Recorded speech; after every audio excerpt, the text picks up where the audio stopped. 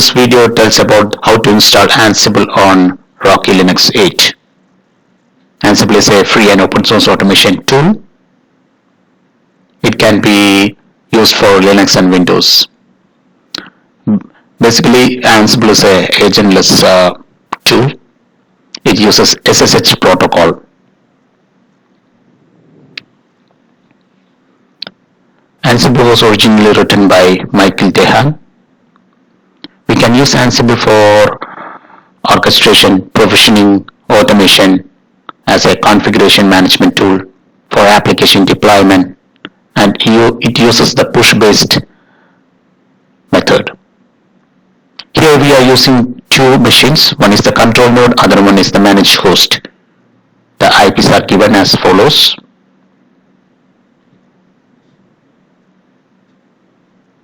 So these are the steps we are executing for installing Ansible.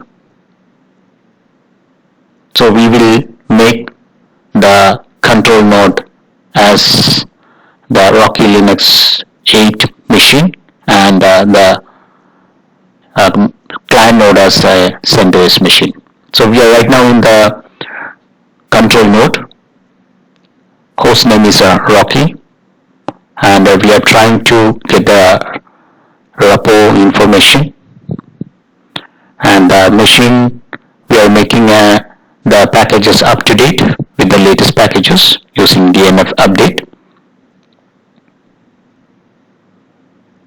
Then we have to update the EPEL repository, which is the latest, where from there we can install the Ansible.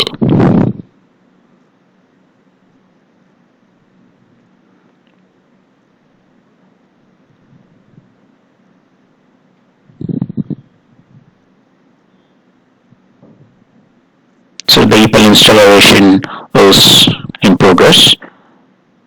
The EPEL repository is updated now, and right now we will go for the Ansible installation.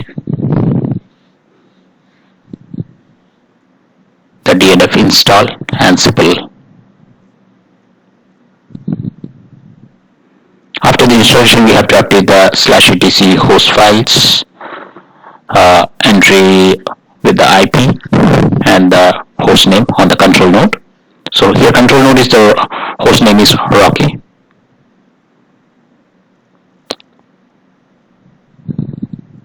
Using the echo command, we can update the host file with the present node, the control node IP.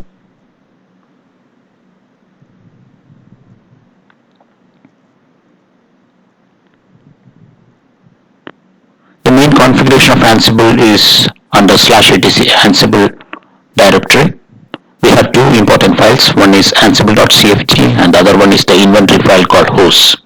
So ansible.cfg, we have the few parameters. We have the remote user as Ansible, and we will use the sudo method, and the host key checking is false. We are not using here the SSH key based authentication.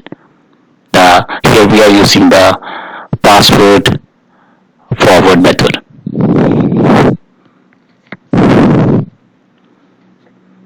So we are creating a user here as an Ansible local user, and we are setting the password, and those information need to be updated in the sudo file as well for executing the commands with root privileges.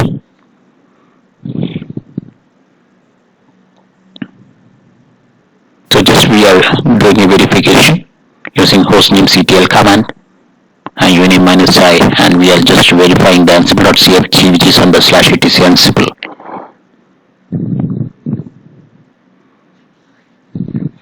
The host file also, we have two IPs. One is the control node, the other one is the client node. Those entries are updated in the host files.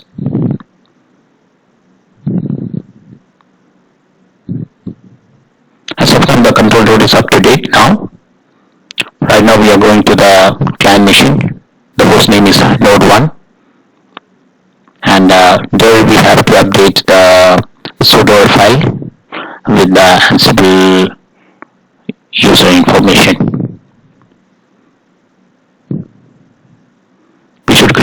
username with the same password there, and the sudo file also need to get updated.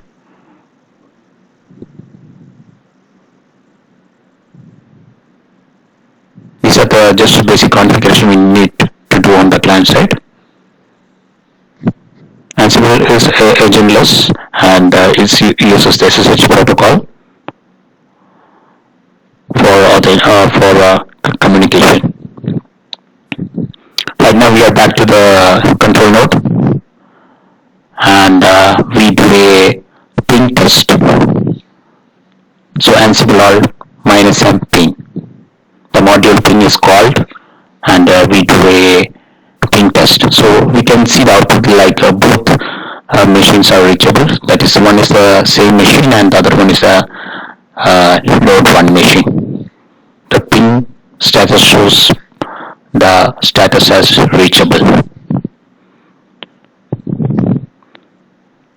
After this, we will go ahead with creating a playbook, Ansible playbook. So the playbook we are trying is the basic playbook for just displaying the host names. So we will create the playbook under /etc Ansible directory.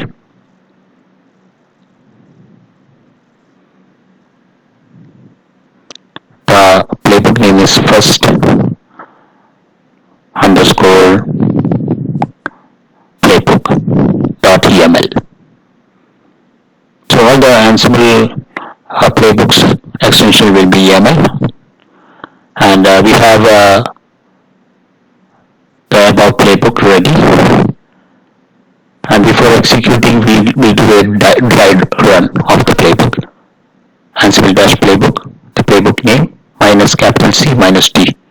It is a just dry run to check the playbook is ready for execution. After that we'll go ahead with the actual execution of the playbook, Ansible playbook, the playbook name. So now we can see that both host entries are displayed as an output. So we have a successful execution of the